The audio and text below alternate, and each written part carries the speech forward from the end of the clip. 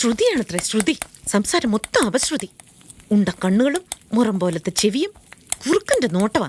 അവൾക്ക് ബോസിനോട് ബഹുമാനം അത്രേ. അത് കണ്ട് ഞാൻ പഠിക്കണമെന്ന് ശരിയാക്കി കൊടുക്കാൻ ഞാൻ. എന്താ നിർത്തിക്കളഞ്ഞേ? നീ നീ ഇപ്പൊ വന്നു ഇവിടേക്ക്?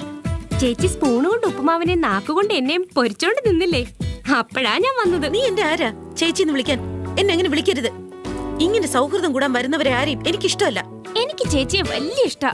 ഈ ലോകത്തുള്ള എല്ലാ മനുഷ്യരെയും സ്വന്തക്കാരെ പോലെയാ ഞാൻ സ്നേഹിക്കുന്നത്.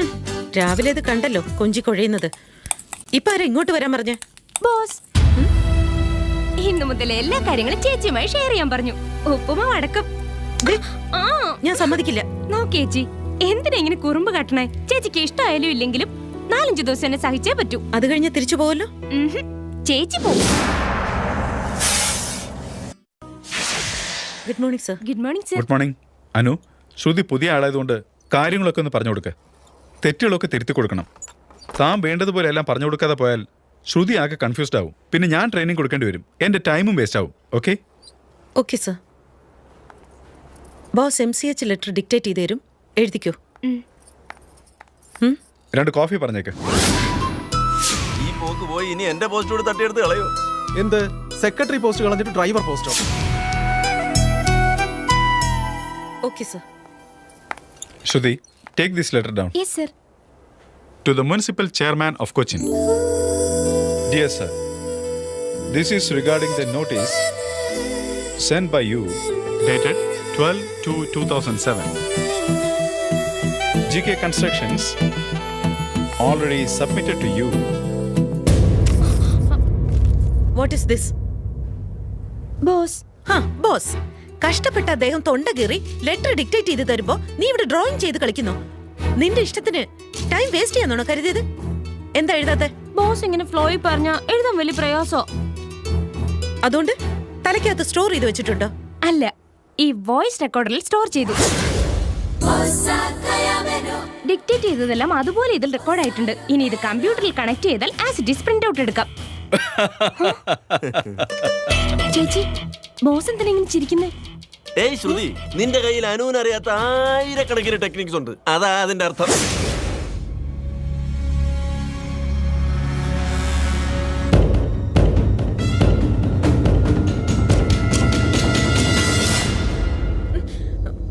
എന്താ ചേച്ചി, കൊല്ലാൻ വന്നതാ? അല്ലല്ല, നീ എന്തിനിങ്ങനെ കൂർക്കം വലിക്കുന്നേ? ചേച്ചിക്ക് എന്താ ഇത്ര ടെൻഷൻ? ഞാൻ ഇവിടെ വന്നതും ബോസിനോട് ഇങ്ങനെ ഫ്രീ ആയിട്ട് ഇടപഴകുന്നതൊന്നും തീരെ സഹിക്കുന്നില്ലല്ലേ? എന്താ സംഗതി? ലവ്വാ?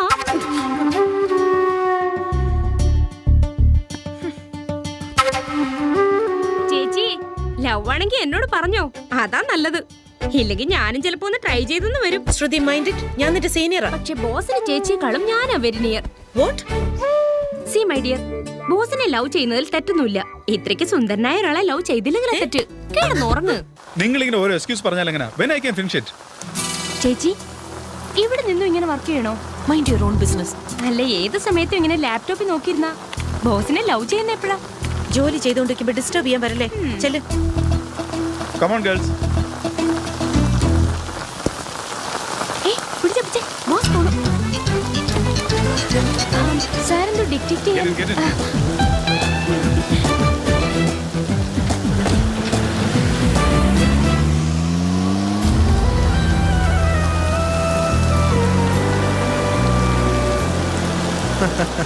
അനു, ജീവിതത്തിൽ ഒരിക്കൽ പിന്നിലായി പോയാ പിന്നെ എപ്പോഴും പിന്നിൽ തന്നെ കിടക്കേണ്ടി വരും. കമോൺ.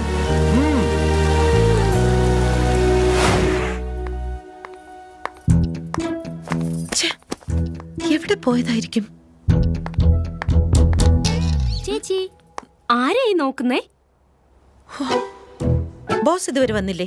ഓഹോ, ഇത് എന്നെ കുറിച്ചുള്ള ടെൻഷൻ അല്ലാതെ ബോസിനെ കാണാനൊന്നുമല്ല.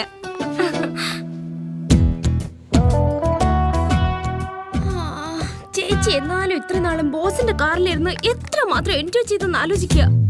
അതിന് നീ എന്താ ഇത്രമാത്രം എൻജോയ് ചെയ്തേ? എന്ത് പറയാനാ ചേച്ചി? എന്നാലും ചേച്ചിയോട് എങ്ങനെ ഇത് പറയാതിരിക്കുക?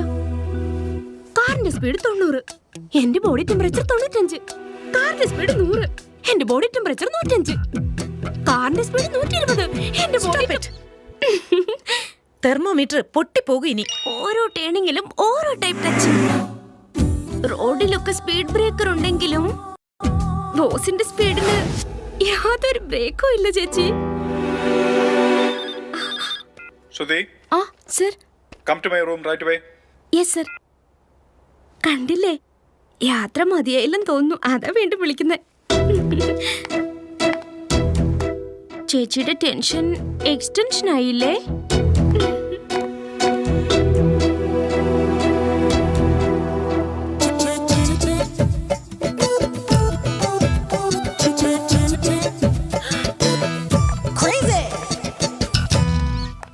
Yes sir.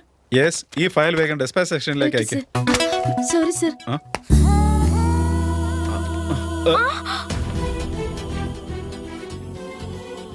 സാരമില്ല. One minute. ബെൽറ്റ്.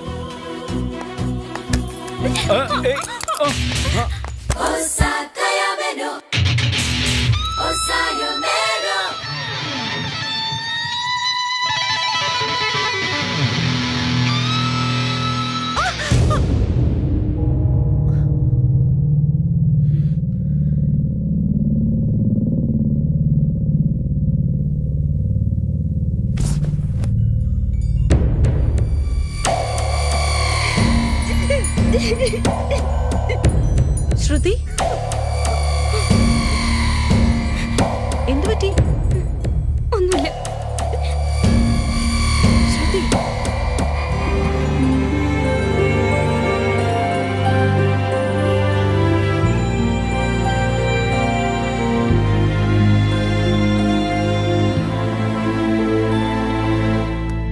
എന്തു പറ്റി ശ്രുതി?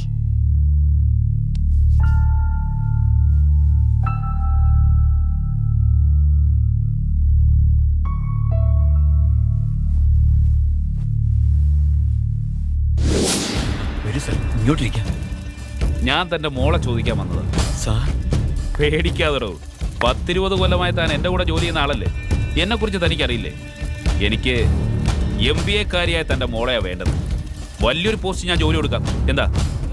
നമ്മുടെ ഓഫീസിൽ ഇപ്പോ അങ്ങനെ ഒരു വേക്കൻസി ഇല്ലല്ലോ സാർ. GKയുടെ ഓഫീസിലുണ്ടല്ലോ. തന്റെ മോൾ അവിടെ ജോലി ചെയ്തുകൊണ്ട് GKയുടെ ബിസിനസ് സീക്രട്സ് നമുക്ക് ചോർത്തി തരണം. സാർ, ഞാൻ താങ്കളോട് എത്ര വിശ്വസ്തത കാണിക്കുന്നു, എൻ്റെ മോള് ജോലി ചെയ്യുന്നിടത്തും അങ്ങനെ തന്നെ ആയിരിക്കണമെന്ന് എനിക്ക് നിർബന്ധമുണ്ട്. വിശ്വാസവഞ്ചന ഞങ്ങൾ ചെയ്യില്ല സാർ. രാമകൃഷ്ണ, നിങ്ങൾ എനിക്ക് വേണ്ടി ഒരു സഹായം ചെയ്യില്ലല്ലേ? സാറിന് വേണ്ടി ഞാൻ എൻ്റെ ജീവൻ പോലും തരാം സാർ. പക്ഷേ വേറൊരാളെ ചതിക്കാൻ മാത്രം പറയരുത്. ശരി, ആദർശം കളയണ്ട.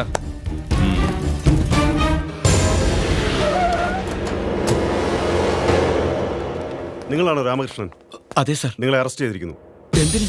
SRK കമ്പനിയിൽ നിന്ന് നിങ്ങൾ 10 ലക്ഷം രൂപയുടെ തിരിമറി നടത്തിയതായി കംപ്ലൈന്റ് ചെയ്തു.